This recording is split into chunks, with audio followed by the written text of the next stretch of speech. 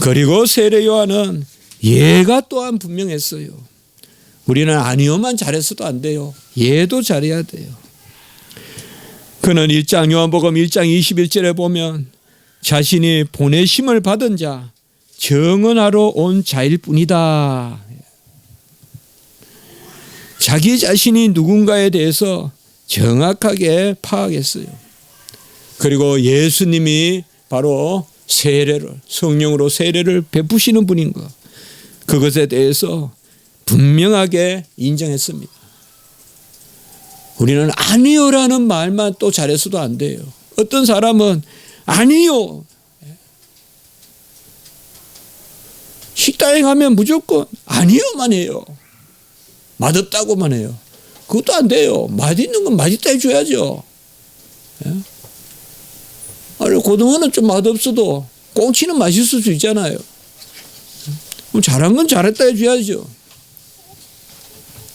자녀들에게도 회사에서도 직장에서도 잘한 것은 잘해줬다 하고 인정한 건 인정해주고 잘한 것은 참아줘야죠. 자식이 의롭게 살려고 정의를 외치면서 나서면 부모가 나무라면 안 되죠. 그 길이 어렵고 험하더라도 부모가 눈물 흘리면서 참아줘야죠.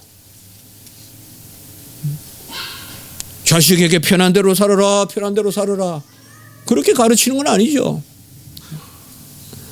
아니요는 아니요라고 분명히 하고, 자녀들이 교회를 안 나와도 혼도 내지 않고 그렇게 하면 안 되죠. 그러나 자녀들이 잘한 것은 부모가, 세상이 다 몰라줘도 우리 부모는 이해한다. 우리 부모는 인정해 준다. 우리 부모는 이 길이 옳은 줄 안다. 기도해 주신다, 나를 위해서. 다 예수님이 누구신지 몰라도 세례 요한은 예수님을 정확하게 인정했다 이 말이에요. 두 번째로 세례 요한은 지극히 겸손했습니다. 예와 아니요가 분명한 가운데서 능력 있는 겸손을 보였습니다. 같이 합시다. 능력 있는 겸손. 우리는 다 이 능력 있는 겸손을 가져야 됩니다. 주 안에 낮아지면 높아지는 거 말이에요. 주님의 이름으로 말째가 되면 첫째가 되는 거 말입니다. 이것이 바로 능력 있는 겸손입니다. 주님은 낮추는 자를 사랑하십니다. 주님은 겸손한 자를 높이십니다. 주님은 일부러 숨어 있는 건 아니지만 한적한 곳에서 주님을 바라보고 양을 치는 다윗을 택했습니다.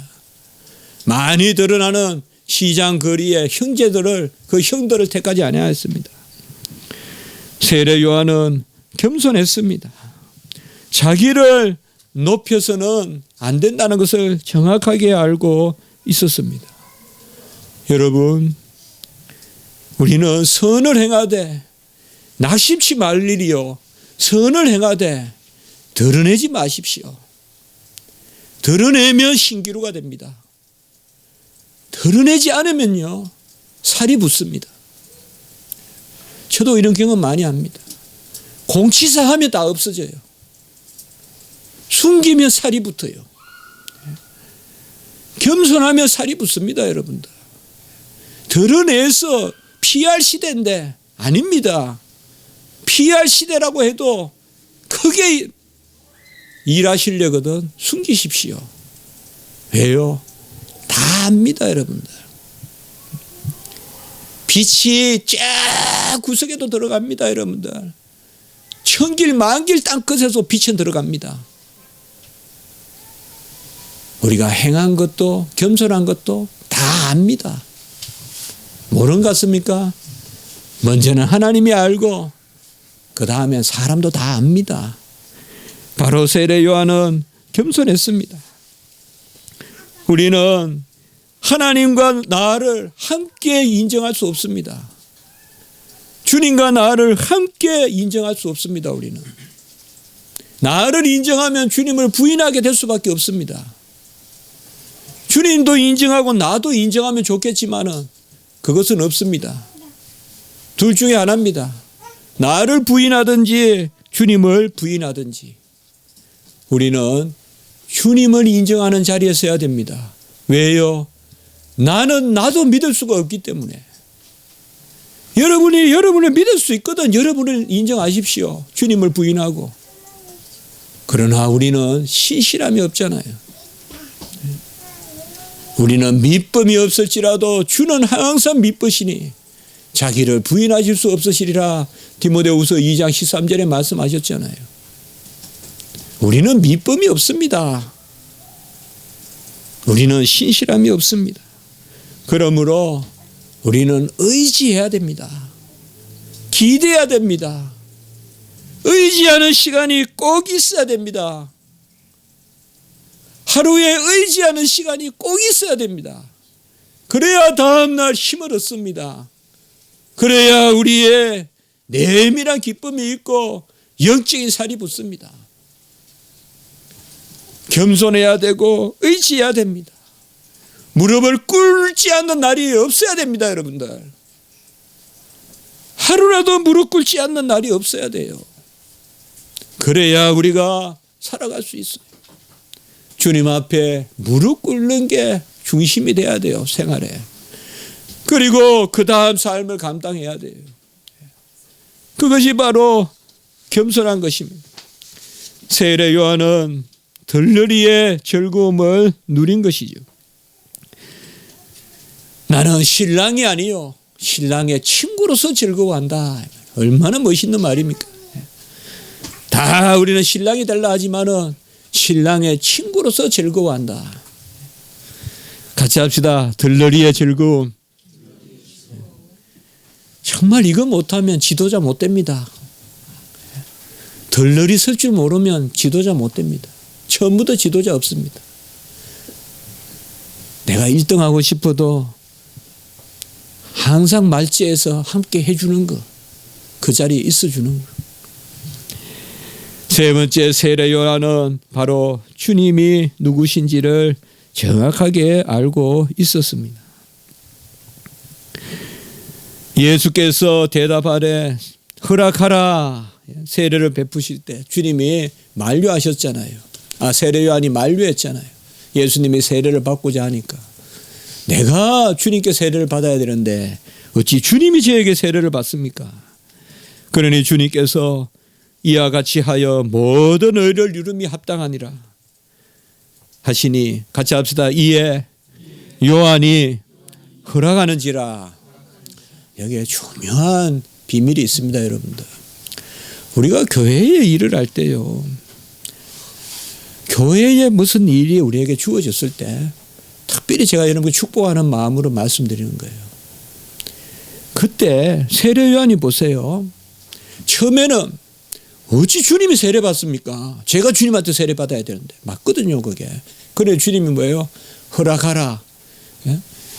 이렇게 하여 의를 이름이 합당하다. 그러니까 세례 요한이 두말하지 않고 세례를 베풀었습니다. 우리는 하나님이 우리에게 뭘 맡길 때 주여 종이 어찌 그걸 하겠습니까? 하나님이 하셔야죠. 종이 어떻게 직분을 맡겠습니까? 하나님이 하셔야죠. 이렇게 능력 없는 겸손을 떨 때가 많아요. 제 자신도 보면 그럴 때가 있어요. 이 능력 없는 겸손이에요. 아까 제가 능력 있는 겸손을 갖자 그랬죠. 세례 요한은 바로 알고 있었어요. 나보다 늦게 나시니까 나보다 먼저 계시다는 걸 알고 있었어요. 그분은 6개월 늦게 잉태된 분이지만은 영원히 계신 하나님의 아들이라는 것을 알고 있었어요. 그분에게 세례를 베푸는 게 합당하다라고 할 때 우리 세례 요한은 이것을 허락했어요. 여러분,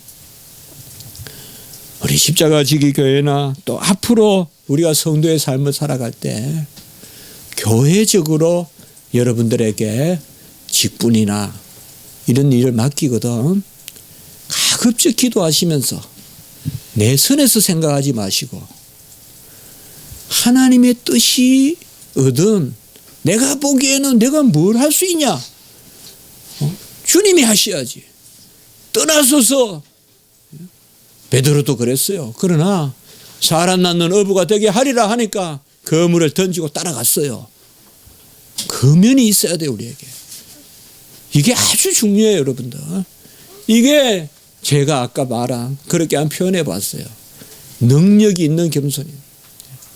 겸손이 없이는 능력을 가질 수가 없어요.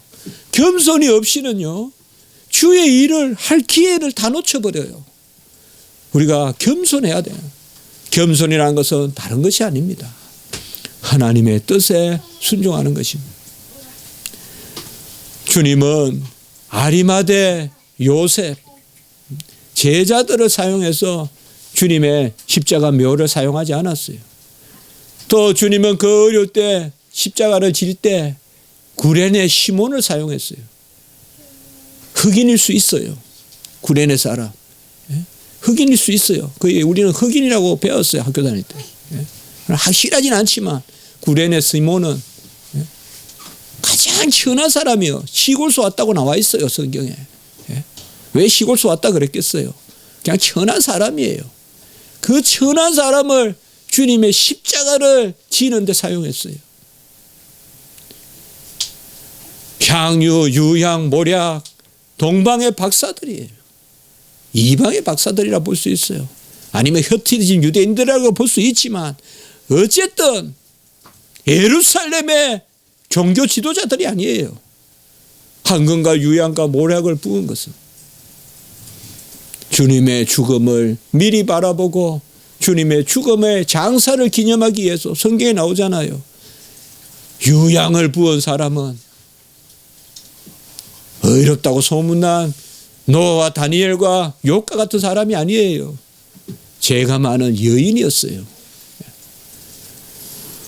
주님이 우리에게 성령을 부어주시고 주님이 이 땅에 오셔서 다 이루셔서 우리에게 성령을 부어주셨기 때문에 그 영을 받은 우리는 주님과 함께 하나님 나라의 일을 행할 수 있음을 믿으시기 바랍니다.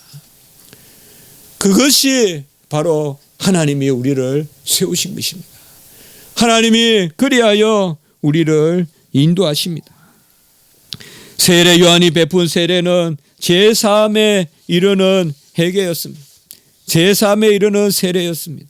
아까도 말씀드렸지만 주님은 이 세례를 받으셨습니다. 그래서 우리의 자리에서 모든 죄를 안고 세상 죄를 지고 가는 하나님의 어린 양이다. 오늘 우리가 말씀에 나오지만 바로 우리 자리에서 세례를 받으셨기 때문에 그래요. 어떤 사람은 예수님이 죄가 있지 않냐 그렇게 말을 할 사람들도 이야기해요. 분명히 오늘 말씀을 보세요. 죄가 없으신 분이 세례를 받고 세상 죄를 지고 가는 하나님의 어린 양이에요. 그렇게 봐야 된단 말이에요. 우리의 자리에서 세례를 받으셔서 아사셀 염소에게 안수해서 우리의 죄를 대신 가져가게 하듯이 그 염소를 광야에 보내듯이 그 염소를 잡아서 피를 제단에 뿌리듯이 우리 주님에게 세례해서 주님이 아사셀이 되게 하신 것입니다. 그 주님이 우리의 대속주가 되게 하신 것입니다. 세례 요한이 세례를 베풀어 바로 그 예수 그리스도를 이스라엘에 나타내려 함이라. 오늘 31절에 보면 그렇게 말씀하고 있는 것입니다. 여러분, 우리는 모든 일을 할 때 이걸 아셔야 돼요. 저는 그렇게 믿어요. 주님은 절대 저를 낮추지 않으십니다. 한때 높여서 다시 끌어내리는 건 세상이 하는 일이지 하나님은 계속 높여가십니다. 저는 그걸 믿습니다. 제가 좀 힘들다고요? 제가 좀 낮아지는 것 같다고요? 아니에요. 주님은 계속 우리를 높여가세요. 큰 복 받으시거든. 그거부터 믿으세요. 주님은 끝없이 끌고 올라가십니다. 우리를. 그건 믿으세요, 여러분들. 그거 교만한 거 아니에요. 겸손한 거예요. 전능하신 주님이에요. 우리가 생각하기에 가하다고 생각할지 몰라도 주님은 주님 뜻 가운데서 다윗을 끝까지 끌고 올라가세요. 통일한국 이르게 하세요. 주님이 이렇게 큰 은혜를 베푸셨는데 이제는 주님 종이 여러분, 주님 앞에 계속 나아가십시오. 주님께서 우리를 끝까지 인도하십니다. 바로 이스라엘에 나타내려 하심이라. 이렇게 생각하면 돼요. 주님이 우리를 계속 끌고 올라가시는 것은 주님을 나타내시려고 하는 거예요. 그럴 때 우리가 담대함이 있는 거예요. 아니면 여러분들 우리 실족해요. 너무 큰 은혜를 받아서 실족한다니까요. 어찌할 줄은 몰라요. 큰 은혜를 받는 그릇이 뭡니까? 간단해요. 주님을 드러내게 하심이다. 같이 합시다. 그를 이스라엘에 나타내려 함이라. 이거 고백 없으면 주의 일 못해요. 하나님을 이 땅에 나타내려 하시려고 우리에게 하나님이 복을 주시는 거예요. 저는 우리 성도님들을 끊임없이 하나님이 끌고 올라가실 것을 믿어요. 기도하세요. 손을 들고 기도하시고 크게 외치고 기도하시고 하나님 앞에 내어놓으세요. 왜 하나님이 우리를 끌어내리세요? 안 끌어내리세요. 잠시 고난이 있는 듯 하나 그건 끌고 올라가시는 방법이에요. 잠시 기아를 일단 놓고 다시 오르막에 막 올라가듯이 잠시 기아를 뒤로 늦추는 거지 후퇴하는 게 아니에요. 바로 성령을 우리에게 부어주심으로 하나님은 우리를 사랑하시고 떠나지 아니하시고 함께 계시고 우리에게 젖을 물려주신 하나님은 충만하게 우리에게 사십니다. 기도하세요. 회개하세요. 죄를 안고 살지 마세요. 회개하시면 돼요. 회개 어렵지 않아요. 무슨 보상 요구하지 않습니다. 너 이만큼 잘못했으니까 이거 가져오면 내가 죄 사해 줄게 안 하십니다. 하나님은. 하나님 앞에 회개 기도하면 돼요. 왜요? 회개의 영을 받았기 때문에. 회개의 영을 받았습니다. 같이 합니다. 우리가 회개의 영을 받았도다. 회개의 영을 받았어요. 회개도 아무나 하는 게 아니에요. 성령을 받았기 때문에 회개할 수 있는 거예요. 우리는. 회개할 수 있는 자리에 세우셨어요. 죄를 안고 가지 마세요. 무거운 짐이 얼마나 많아요. 죄를 안고 가다가 죄가 간염이 되고 죄가 간염이 되면 죄가 컴플렉스가 되고 죄가 노이로제가 되고 죄가 강박간염이 되고 정신병이 오고 그렇게 돼요. 죄는 하나님 앞에 내어놓으면요 시원해져요. 저도 어떨 때 보면 막 부끄러워요. 강의하고 나서 예배 가는 그 강의실에서 우리 예배처까지 한 5분 걸리거든요. 되게 부끄러울 때 있어요. 없을 것 같죠. 아마 학생들은 이렇게 생각할 수 있어요.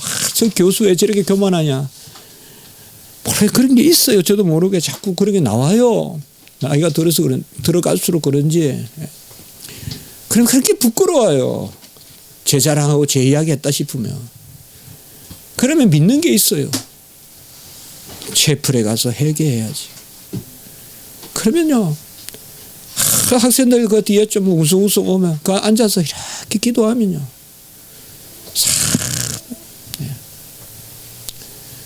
하나님은 한 번도 그 기도를 업신여기지 아니하셨어요. 제가 전도사 할 때 우리 학생들 그 지하 주차장에서 무릎 꿇고 많이 기도했어요. 저 기도할 줄 몰랐어요. 정말 기도할 줄 몰랐어요. 그러나 하여튼 누가 알든 모르든 그냥 손 들고 기도했어요. 부흥도 되고 항상 하나님이 지켜주시더라고요. 여러분 기도하십시오. 회개하십시오. 성령 받으셨으니 자녀로서 구하십시오. 두려워하지 마세요. 근심하지 마세요. 주님이 무슨 한 가지를 쓰시면 한 가지가 부족해서 주님은 전능하신 분이니까 서로 축복하세요. 나에게 주신다고 못 주시는 분이 아니에요. 인간을 하나에게 주면 하나에게 못 주지만은 우리 주님은 우리 교회 모든 분들에게 통일하게 주실 수 있는 분이에요. 전능하시니까. 내가 많이 받고 싶으면 우리 지체들도 많이 받게 기도하십시오. 우리 교회는 작지만은 이런 축복이 넘친다면 얼마나 좋을까요? 서로 기도하십시오. 우리 젊은이들 위해서 기도해 주시고 우리 자녀들 위해서 기도해 주시고 죄를 안고 가지 마세요. 너무 내가 하려고 하지 마세요. 겸손하세요. 겸손하십시오. 절대 내가 했다고 공치사하지 마세요. 큰 지도자 되려면 겸손하세요. 하나님이 보십니다. 우리는 항상 이렇게 생각해야 돼요.